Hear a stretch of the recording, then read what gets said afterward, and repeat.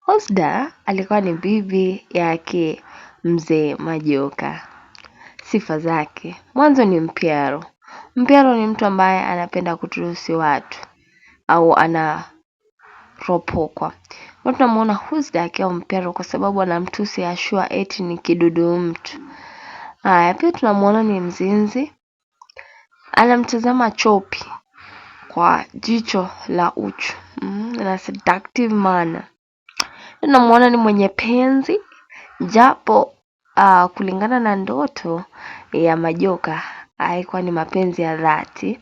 Alikuwa ni mwenye mapenzi pale anapompapasa Majoka kipajani, na pia kutetea ndoa yake kwa kupigana na Ashua.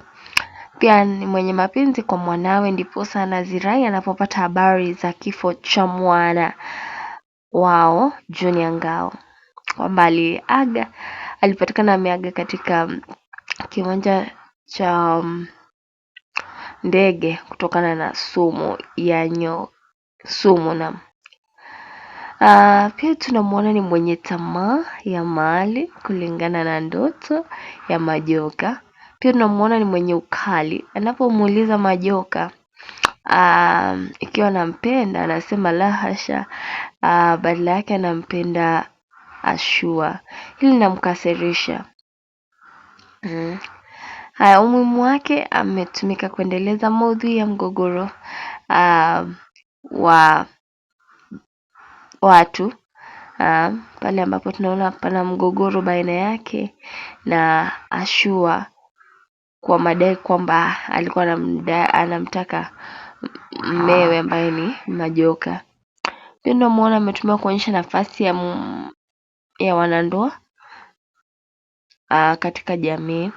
Tunamuona akiwa ni mtetezi wa ndoa yake. Pia tunaona wanandoa wanafaa kuwa pamoja ili waweze kupata buraha pale ambapo wako katika Majoka Hotel wakijifurahisha. Pia anatumiwa kuendeleza maudhui ya burudani, anasa na starehe. Pia ametumika kama kielelezo cha wanawake wanaopenda watu wa ukoo wao kwa dhati. Ndiposa anaposikia taarifa kwamba kuna wifi wake ameaga, aamini. Hivyo tunamuona Husda ametumika kama kielelezo cha wanawake wanaopenda watu wa ukoo wao kwa dhati.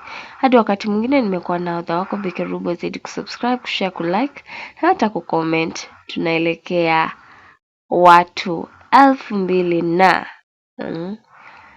hivyo tuzidi kufanya kazi ya Kiswahili ili Kiswahili kiweze kuimarika.